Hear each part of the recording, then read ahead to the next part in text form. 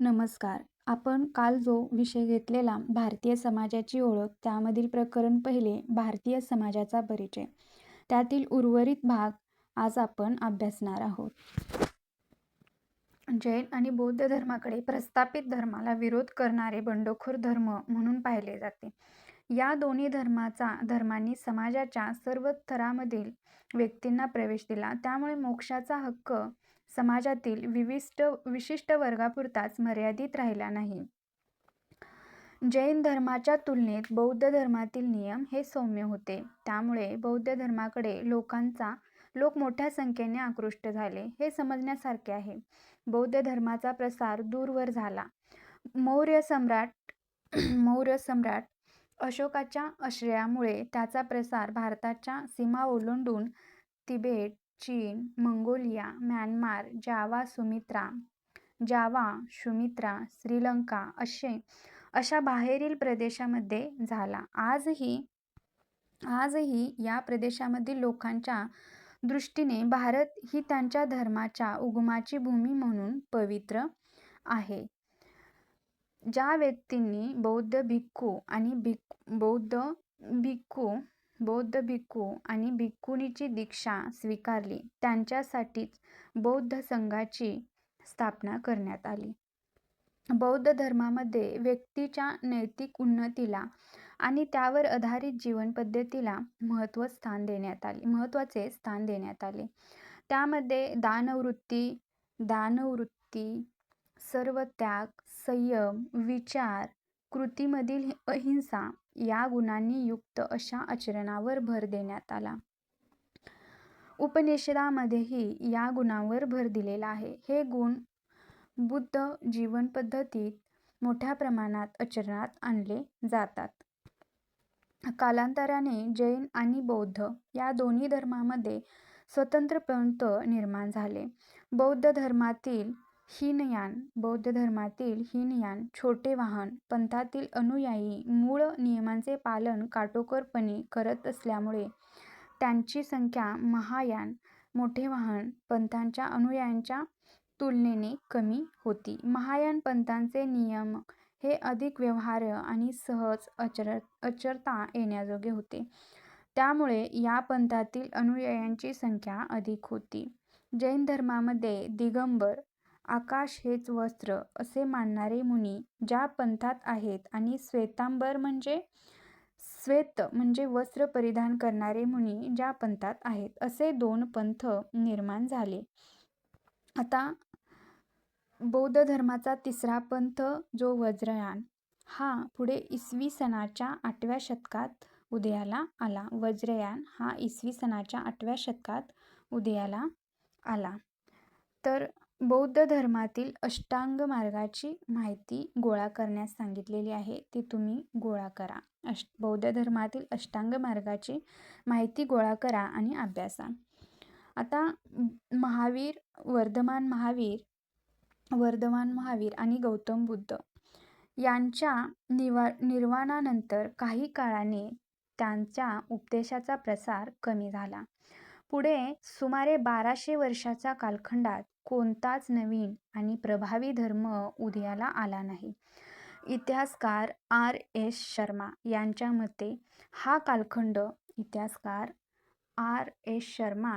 मते हा कालखंड अनेक घडामोडींमुळे होणाऱ्या सततच्या सामाजिक विघटनाचा आणि विकेंद्रीकरणाचा होता. आता आपण मध्ययुगीन कालखंडातील माहिती पाहूया. हा कालखंड आहे इसवी सन सुमारे 600 ते 1500. आता महत्त्वाच्या धार्मिक आचार आणि श्रद्धा प्रणालीची माहिती आपण घेऊया. या कालखंडात भारतामध्ये काही धर्म बाहेरून आले. त्यामध्ये कोणता जुडाइझम, ख्रिश्चन, इस्लाम आणि कालांतराने आलेल्या पारशी या धर्माचा समावेश होतो. आता यामध्ये संगम कालखंड जो मध्ययुगीन कालखंडामधील आहे, संगम कालखंड त्याचा कार्यकाळ आहे इसवी सन पूर्व 6वे शतक ते इसवी सन पूर्व 3रे शतक. यामध्ये दक्षिण भारतातील म्हणजे सर्वसाधारणपणे आजचे तमिळनाडू आणि केरळ या राज्यांचा प्रदेश इतिहासाचा काळ आहे. या काळाला प्राचीन तमिळ कवी आणि साहित्यिकांच्या मदुराईतील संगमामुळे संगम कालखंड असे म्हटले जाते.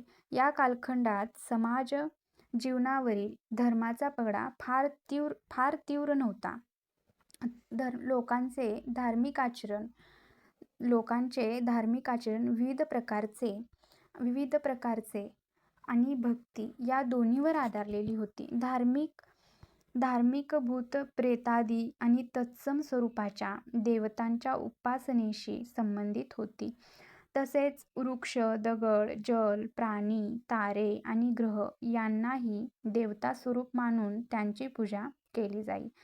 संगम काळातील लोकांना काही आध्यात्मिक आणि तात्विक सत्यांची जाणीव होती. या काळातील लोकांना आध्यात्मिक आणि सात्विक सत्यांची जाणीव होती. कोणत्या? संगम काळातील लोकांना आध्यात्मिक आणि तात्विक सत्यांची जाणीव होती. जीवरूपी चैतन्य आणि शरीराहून भिन्न असते. जीवरूपी चैतन्य हे शरीराहून भिन्न असते असे ते समजत असत. त्यानुसार चैतन्यरूपी जीवाचे स्वतःचे स्वतंत्र अस्तित्व असते, परंतु त्याच्याखेरीज असलेल्या शरीराला अस्तित्व नसते. आता काय सांगितलं आहे? जीवरूपी चैतन्य हे शरीराहून भिन्न असते असे ते समजत असत आणि त्या समजण्यानुसार चैतन्यरूपी जीवाचे स्वतंत्र अस्तित्व असते, परंतु त्याच्याखेरीज असलेल्या शरीराला काय नसते? अस्तित्व नसते.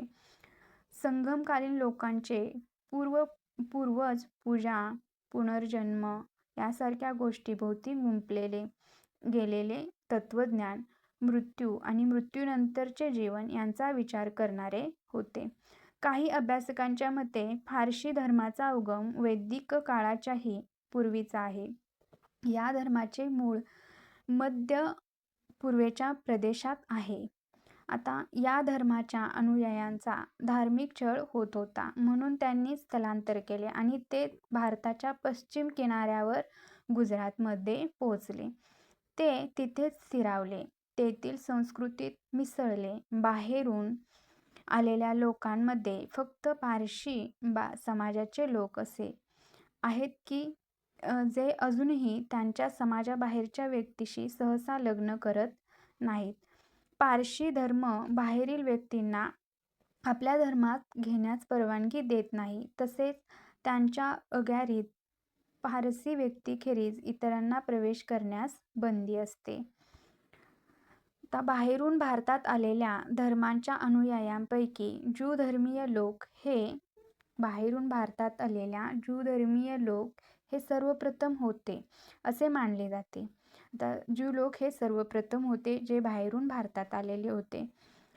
ते हिब्रू राजा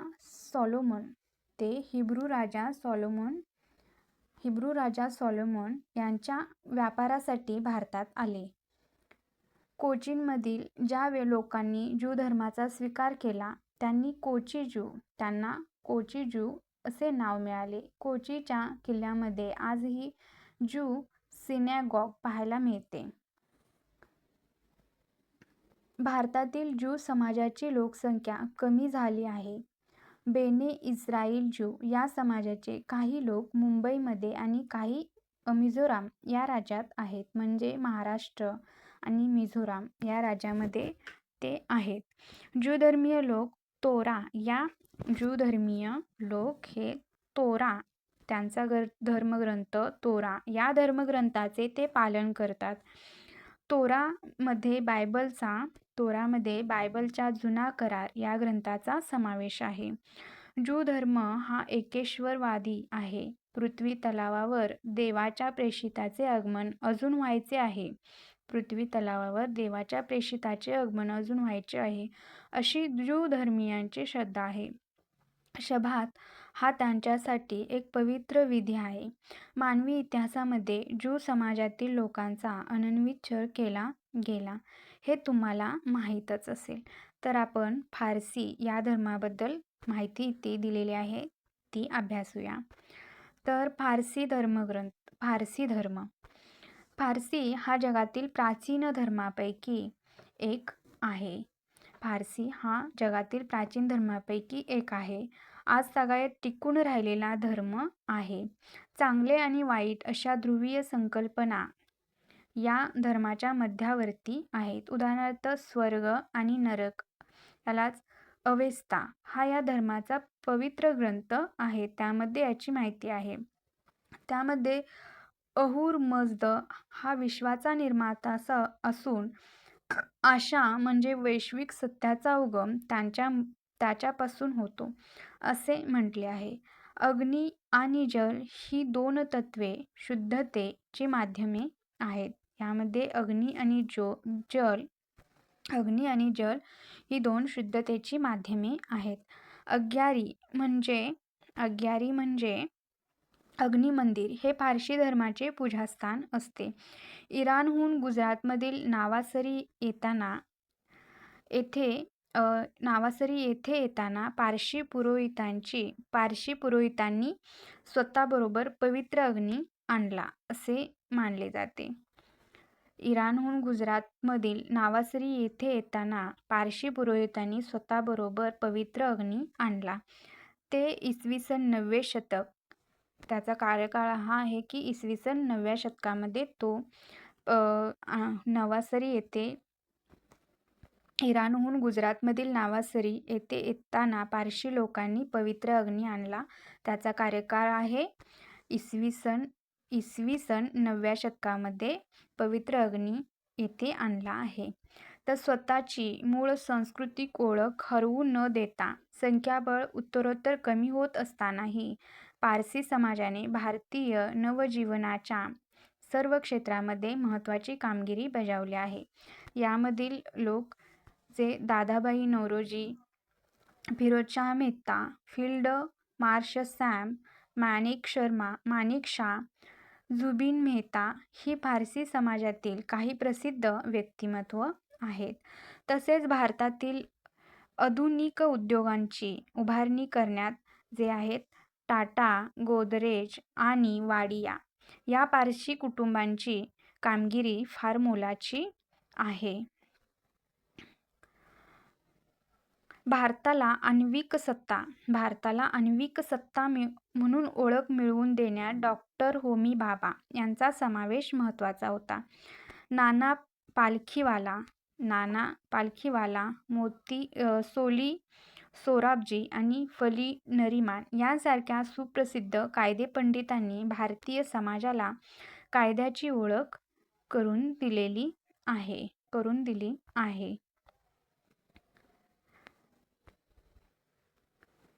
आता आपण हे पण जाणून घेऊया की वंशविच्छेदाची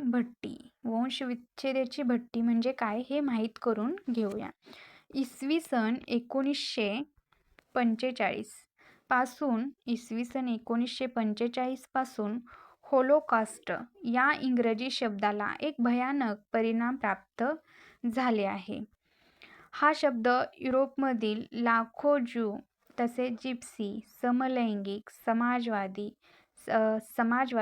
साम्यवादी आणि इतर लोकांनी जिवंत जाळण्यात आले त्या घटनेचा निषेध करण्यासाठी वापरला जातो. होलोकॉस्ट म्हणजे काय तर युरोपमधील लाखो ज्यू लोक तसेच जिप्सी, समलैंगिक, समाजवादी, साम्यवादी आणि इतर लोकांना जिवंत जाळण्यात आले त्या घटनेचा निषेध करण्यासाठी हा शब्द वापरला जातो. दुसऱ्या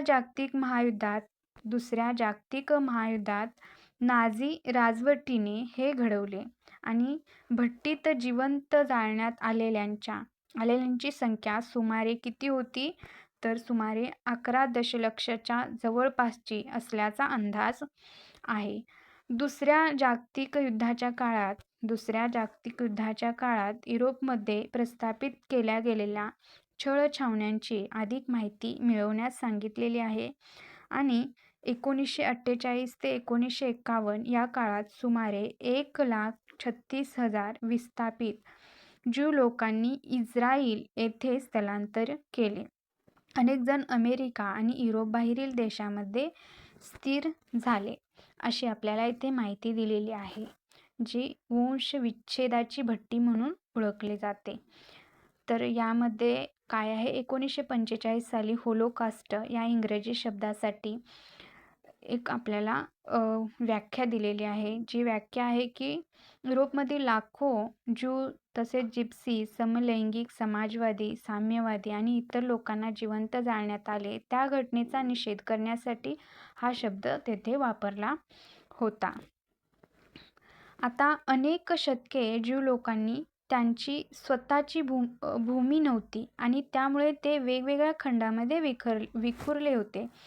त्यांना स्वतःची म्हणून म्हणण्याजोगी भूमी, स्वतःचा देश इस्रायल मिळवण्यासाठी 20वे शतक उजळावे लागले. त्यासाठी त्यांना राजकीय संघर्ष करावा लागला. इसवी सनाच्या पहिल्या शतकात येशू ख्रिस्त यांचे शिष्य सेंट थॉमस हे त्यांच्यासोबत दक्षिण भारतातील मलबारच्या किनाऱ्यावर ख्रिश्चन धर्म घेऊन आले.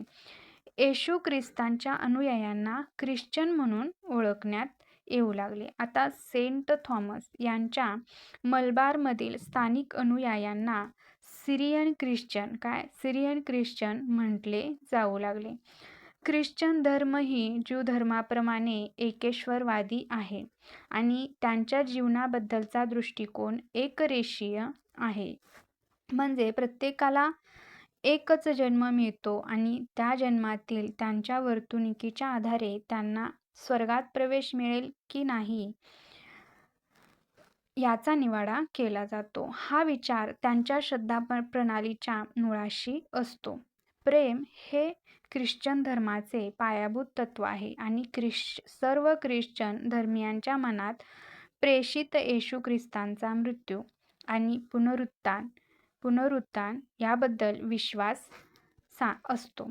वसाहतवादी काळात ख्रिश्चन धर्माचा भारतामध्ये लक्षणीय प्रभाव होता. आता येथे आपल्याला पलयूर येथील सिरोमलबार चर्चमध्ये सेंट थॉमस यांनी प्रतिष्ठापित केलेला हा क्रूस आहे, त्याचे येथे आपल्याला चित्र दिलेलं आहे. भारतामध्ये इस्लामाचे आगमन इसवी सनाच्या 6व्या शतकात भारतामध्ये आता इस्लाम या धर्माविषयी आपण माहिती पाहायला लागलेलो आहोत. तर भारतामध्ये इस्लामाचे आगमन इसवी सनाच्या 6व्या शतकात झाले असले तरी त्याचा प्रभाव ठळकपणे दृश्यमान होण्यास बराच अवधी जावा लागला. ज्यू आणि ख्रिश्चन या धर्माप्रमाणेच इस्लाम हा धर्मही एकेश्वरवादी आहे. कोणता? इस्लाम धर्म हा सुद्धा एकेश्वरवादी धर्म आहे. या धर्माचा पवित्र कुराण हा ग्रंथ इस्लामच्या श्रद्धा प्रणालीचा काय आहे? स्रोत आहे. इस्लामच्या श्रद्धा प्रणालीचा हा स्रोत आहे, पवित्र कुराण. आता यामध्ये दृढ श्रद्धेची कबुली या धर्मामधील काही आपल्याला जे पवित्र कुराण ग्रंथ आहे त्यामधील इथे तत्वे दिलेली आहेत. दृढ श्रद्धेची कबुली यामध्ये शहाद कलमा दिलेला आहे, नमाज पढणे सलात दिलेला आहे, दान देणे म्हणजे जकात दिलेला आहे, रमजानच्या पवित्र महिन्याचा उपवास म्हणजे साम रोजा दिलेला आहे, मक्केची यात्रा करणे म्हणजे हज अशी आपल्याला इथे तत्वे दिलेली आहेत. आता मध्ययुगामध्ये इस्लामाचा प्रसार दूरवर झाला. अनेक मुस्लिम सत्ताधीशांनी इस्लामाचा प्रसार करण्याचे कार्य केले. दिल्लीच्या इस्लामिक सत्तांनी एक मोठे साम्राज्य उभे केले आणि 5 मुस्लिम घराण्यांनी दिल्लीमधून सुमारे 320 वर्ष राज्य केले. यामधील 5 मुस्लिम सत्तांच्या घराण्यांची नावे इथे दिलेली आहेत. मामलूक घराणे किंवा स्लेव घराणे, खिलजी घराणे, तुघलक घराणे, सय्यद घराणे आणि लोधी घराणे. आता अकबर बादशहाने अकबर बादशहाने इसवी सन 1579 मध्ये नैतिक तर्कवादाच्या आधारावर दीन-ई-इलाही या नवीन धर्माची स्थापना केली. तसेच सर्व धर्मांच्या तत्त्वज्ञानाचे मंथन करून त्यातून पुढे आलेल्या वैश्विक सहिष्णुता या तत्वाच्या आधारावर अकबर बादशहाने या धर्माची उभारणी केली. धर्म पद्धतीमध्ये पुरोहित, धर्मगुरू, धार्मिक विधी, श्रद्धाप्रणाली आणि धर्मग्रंथ यांपैकी काही नव्हते. विविध पवित्र ग्रंथातील शिकवणीचे सार या धर्मामध्ये होते. आता ख्रिश्चन, मुस्लिम आणि ज्यू अशा विविध धर्माच्या लोकांशी स्थानिकांच्या आलेल्या सामाजिक संबंधातून धर्मांतरे झाली. आता ख्रिश्चन धर्मप्रचारक त्यांच्या शैक्षणिक आणि सामाजिक सेवेसाठी ओळखले जातात. या सेवा देत असताना त्यांनी लिंग, जात, धर्म, समाज असा भेदभाव केला नाही. जो कोणता धर्म आहे, जो ख्रिश्चन धर्मप्रचारकांनी शैक्षणिक आणि सामाजिक सेवेसाठी त्यांना ओळखले जाते. त्यांनी सेवा देताना लिंग, जात, धर्म आणि समाज असा कोणताच भेदभाव केला नाही. त्यानंतर आपल्याला शीख धर्माचा उदय आणि त्याची माहिती दिलेली आहे. शीख धर्माचा उदय 15व्या शतकामध्ये झाला. गुरु नानक हे त्यांचे संस्थापक यांनी हा शीख धर्म स्थापन केला. गुरु नानकांना संस्थापक मानले जाते. त्यांनी इसवी सन 1900 त्याचा कार्यकाळ शीख धर्माचा हा आहे की इसवी सन 1469 ते 1539 या काळात शीख धर्माची स्थापना झाली आणि हा कार्यकाळ होता. त्याचा प्रसार सुरुवातीला पंजाबमध्ये झाला. या धर्मामध्ये जातीवर आधारित उच्च-नीचतेला स्थान नव्हते. धर्म आणि इतर सामाजिक क्षेत्रात प्रत्येकाच्या समानतेला शीख धर्मामध्ये मान्यता होती. कशाला? धर्म आणि इतर सामाजिक क्षेत्रात प्रत्येकाच्या समानतेला शीख धर्मामध्ये मान्यता होती. शीखांच्या 10 गुरूंनी केलेला उपदेश हा शीख धर्मीयांच्या श्रद्धाप्रणालीचा पाया आहे. गुरु ग्रंथ साहिब हा त्यांचा पवित्र ग्रंथ मानला जातो. कोणता? गुरु ग्रंथ साहिब हा त्यांचा पवित्र ग्रंथ मानला जातो. आता शीख धर्मातील पंचकार सुद्धा इथे आपल्याला दिलेले आहेत. जी किर्पण, कछेरा, केश, कडा आणि कंगा ही शीख धर्माची काय आहेत? पंचकार आहेत, जी तत्वे आहेत शीख धर्माची. आता सार्वजनिक स्वयंपाकघराला पंजाबी भाषेमध्ये काय म्हटले जाते? लंगर म्हटले जाते. सार्वजनिक स्वयंपाकघराला पंजाबी भाषेमध्ये लंगर म्हटले जाते. 16व्या शतकातील संस्थापक गुरूंनी लंगरला संस्थात्मक रूप दिले. लंगरचे संस्थात्मक स्वरूप हे दान आणि समानता या तत्वांचे एकमेवद्वितीय असे प्रतीक आहे. तिथे जात-पात, वय, स्त्री-पुरुष, सामाजिक प्रतिष्ठा असा कोणताही भेदभाव न करता येणाऱ्या व्यक्तीला शाकाहारी भोजन पुरवले जाते. लंगरमध्ये सर्व शीख गुरुद्वारामध्ये लंगर असते. तिथे काम करणाऱ्या सेवकांना काय म्हटले जाते? सेवादार असे म्हटले जाते. अभ्यागतांशी त्याची वर्तणूक सौजन्य, काळजी आणि अगत्य या तिन्ही गोष्टींनी युक्त असते. आता इथे आपल्याला लंगरचे सुद्धा चित्र दिलेले आहे, हे तुम्ही पाहू शकता. लंगरचे सुद्धा इथे आपल्याला शीख धर्मातील लंगरचे चित्र दिलेले आहे. आता भेदभावाच्या पार्श्वभूमीवर मध्ययुगीन कालखंडात भक्ती आणि तत्वाला प्राधान्य देणाऱ्या चळवळी उदयाला आल्या. हिंदू धर्म पद्धतीत त्यामुळे मोठ्या प्रमाणावर बदल घडून आले. या बदलांमधून समाजाच्या सर्व जातीमधील आणि स्तरामधील लोकांना सामावून घेणारे भक्तिपंथ भारतातील विविध प्रदेशामध्ये उदयाला आले. भक्तिपंथामध्ये धार्मिक विधींच्या अतिरेकावर टीका केली गेली आणि साधेपणावर भर देण्यात आला. परमेश्वरापुढे सर्वजण समान असतात हे आग्रहाने मानण्यात आले. कीर्तन आणि कीर्तन आणि अखंड नामस्मरण या भक्तिपंथामध्ये अनन्यसाधारण महत्त्व आहे. हिंदू धर्मामध्ये अनेक संत कवींच्या कामगिरीमुळे भक्ती परंपरेतील कीर्तन आणि अखंड नामस्मरण या दोन गोष्टी समाजाच्या सर्व स्तरांमध्ये कायमस्वरूपी रुजल्या. भक्ती तत्वावर भर देणारा इस्लाममधील सुफी पंथही याच काळात उदयास आला. या पंथातही मानवतेची एकता आणि अल्लाहच्या दरबारातील सर्वांचे समान स्थान या तत्त्वांना महत्त्व होते. कबीर, रहीम आणि गुरु नानक यांसारख्या संत महात्म्यांच्या गुरु नानक यासारख्या संत महात्म्यांच्या भारतभरच्या भक्ती चळवळीचे स्थान अनन्यसाधारण आहे. कबीर आणि रहीम यांनी विधी अंधश्रद्धेवर आधारलेल्या प्रथा, मूर्तिपूजा, तीर्थयात्रा यांसारख्या धार्मिक बाह्योपचारांना विरोध केला. गुरु नानक यांनी जातीव्यवस्था, धार्मिक विधी आणि मूर्तिपूजा इत्यादींना मनाई केली. आता आपण महाराष्ट्रातील भक्ती चळवळ हे चित्र पाहणार आहोत. हे चित्र आपल्याला महाराष्ट्रातील पंढरपूर येथील दिलेले आहे. तर महाराष्ट्रामध्ये भक्ती चळवळीचा उगम इसवी सनाच्या 13व्या शतकात संत ज्ञानेश्वराच्या काळात झाला. पंढरपूरचा विठोबा हे दैवत या चळवळीचा केंद्रबिंदू होते. संत नामदेव इसवी सन यांचा कार्यकाळ आहे इसवी सन 1270 ते 1350. हे संत ज्ञानेश्वरांचे समकालीन होते. त्यांनी उपवास आणि तीर्थयात्रा आणि इतर सर्व प्रकारच्या धार्मिक बाह्योपचारावर टीका केली आहे. आपण डेली एक व्हिडिओ पाहणार आहोत आणि त्यामधून भारतीय समाजाची ओळख, समाजाचा परिचय, माहिती आपण जाणून घेणार आहोत.